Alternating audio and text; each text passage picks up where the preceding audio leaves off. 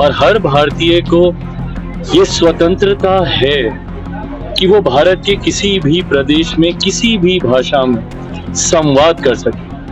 और इस दोस्ती को भाषाओं के बीच की मैं तो भाषाओं को एक दूसरे की सहेलियां मानता हूँ। मुझे लगता है इन सहेलियों के बीच ये जो रिश्ता है ये और मजबूत होना चाहिए, ना कि इसमें दरारें आनी चाहिए।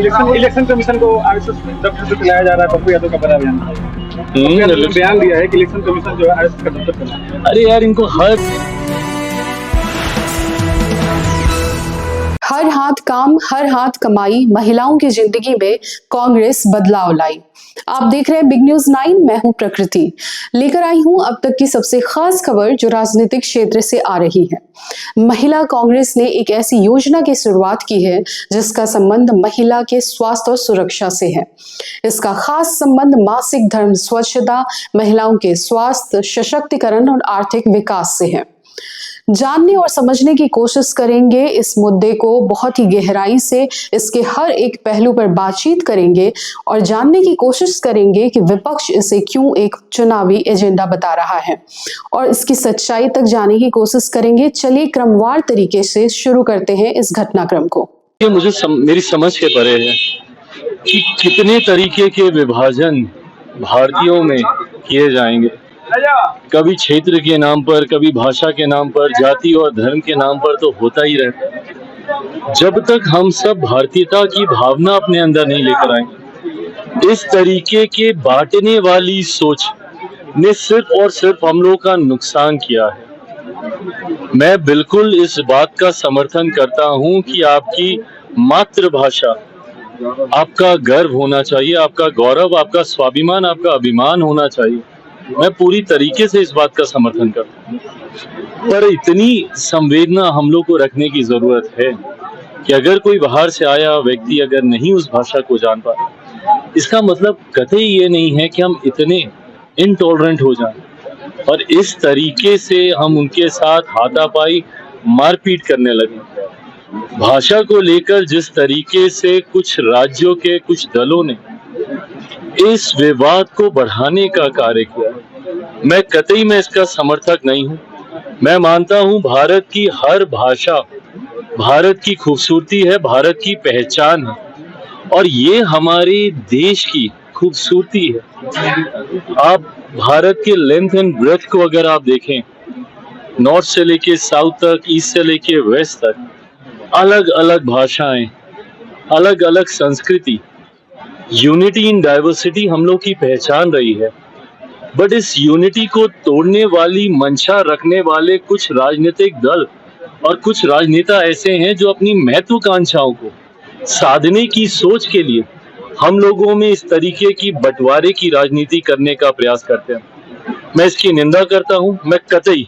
मैं इसका समर्थन नहीं करता। मैं आपकी भाषा का मैं पूरी तरीके से सम्मान करता हूं, पर साथ ही में मैं भारत की हर भाषा का सम्मान करता हूं और हर भारतीय को ये स्वतंत्रता है कि वो भारत के किसी भी प्रदेश में किसी भी भाषा में संवाद कर सके। और इस दोस्ती को भाषाओं के बीच की मैं तो भाषाओं को एक दूसरे की सहेलियां मानता हूं।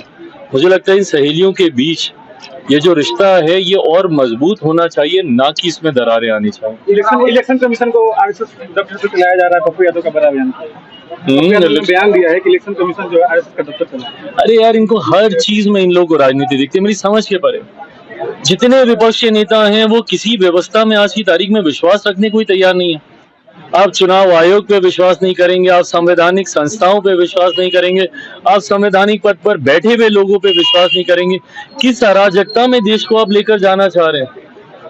आज आपको इलेक्शन कमीशन पे आपको भरोसा नहीं है। ये वही इलेक्शन कमीशन है ना जो कि लंबे समय तक आपकी सरकारें जब थी उसके भी फैसले आते रहे थे। ऐसे में आज आप पूरी तरीके से इनके ऊपर आप सवाल उठाने लगते हैं। हकीकत है विपक्ष और विपक्ष के तमाम नेता अपनी हार को आता हुआ देख रहे हैं और इसीलिए से बहाने तलाश रहे हैं उस हार को छुपाने को लेकर। राहुल, कांग्रेस ने एक स्टंट है, चुनावी स्टंट है, सेनेटरी पैड बांटने का। ये बहुत शर्मनाक स्टंट है, बहुत शर्मनाक स्टंट है। देखिए, हम लोग वेस्टर्नाइज नहीं हुए हैं पूरी तरीके से। हम लोग भारतीय संस्कार उसको मानने वाले लोग हैं। आज की भी तारीख में कई ऐसे विषय हैं जिसको लेकर सहज नहीं है बोलचाल में हम लोग उसको अपनाने के लिए। मैं मानता हूं इन तमाम बातों पे बातचीत होनी चाहिए और इसको कतई टैबू नहीं बनाया जाना चाहिए, पर मेरी समझ के परे है कि what is the logic behind की सैनिटरी पैड के ऊपर आप अपनी तस्वीर दे रहे हैं। मतलब ये तो एकदम समझ के परे है। आज तक मैंने बड़ी से बड़ी एड कंपनीज तक को देख लिया, पर ये लॉजिक मेरी समझ में नहीं आया कि भाई आप सैनिटरी पैड के ऊपर राहुल जी अपनी तस्वीर लगा के आप महिलाओं के बीच आप इसका वितरण कर रहे हैं। ये किस तरीके की सोच है, मैं इसकी निंदा करता हूँ और ये शर्मनाक है। आप उस पैड को देखिए, आप उसकी पैकिंग देखिए, आप देख के असहज हो जाएंगे। मुझे देख के ताज्जुब हुआ। कांग्रेस देश की सबसे पुरानी पार्टी है और उसके बाद आप इस तरीके का पॉलिटिकल स्टंट पब्लिसिटी के लिए आप अपना रहे हैं, ये कतई उचित नहीं है। मैं इसकी निंदा करता हूँ। हाजीपुर का एक प्रतीक चिन्ह है केला, और सर केला इन दिनों विवाद में है सर। उस पर आरोप है कि उसको हटा के वहाँ से जो गोलंबर पर आप देखते हैं जाते हैं हमेशा, उसको हटा के वहाँ से अशोक स्तंभ लगाने का, उसको आप कैसे देखेंगे सर? भाई मुझे नहीं पता, ये प्रशासन के बीच हो रही है चर्चा है। विवाद कोई ऐसा है नहीं जो मेरी जानकारी में आया हो जिसके ऊपर कोई स्पष्टीकरण की जरूरत है। तेजस्वी यादव ने कहा है कि चिराग पासवान जी को बिहार आने से ज्यादा जरूरत है, उनको शादी उनकी जरूरत नहीं। गंभीर विषय है। ऐसी मेरे परिवार के सदस्य हैं, मेरे छोटे भाई हैं, भाइयों में इस तरीके की बातचीत होती रहती है, पर वो हम लोग बंद कमरे में कर लेंगे। बट जब सार्वजनिक मंच की बात है तो हम लोग एक लंबे और एक महत्वपूर्ण रण की ओर हम लोग अग्रसर हो रहे हैं। ऐसे में प्राथमिकता बिहार और बिहारी हैं। चिराग पासवान का घर परिवार अभी फिलहाल कोई मायने नहीं रखता। फिलहाल बिहार और मेरे 14 करोड़ बिहार वासी जो मेरा परिवार है वो मेरी प्राथमिकता है। भाई मुझे नहीं पता कि वो अपने आप को गठबंधन में ला रहे हैं या उनको गठबंधन में लाया जा रहा है, मेरी समझ के परे। क्योंकि हाल फिलहाल के दिनों में मुस्लिम वोटों में बिखराव हम लोगों ने देखा। पिछली बार के ही चुनाव देख लीजिए, जिस तरीके से ओवैसी जी की पार्टी ने 4-5 सीटें जीतने का काम किया, उसके बाद उन विधायकों का क्या हुआ उस पर मैं टिप्पणी नहीं करूंगा, बट जिस तरीके से उन्होंने जीतने का काम किया तो कहीं ना कहीं मुस्लिम वोटों में उन्होंने एक डेंट मारा है जिससे घबराहट राजद और उनके खेमे में है।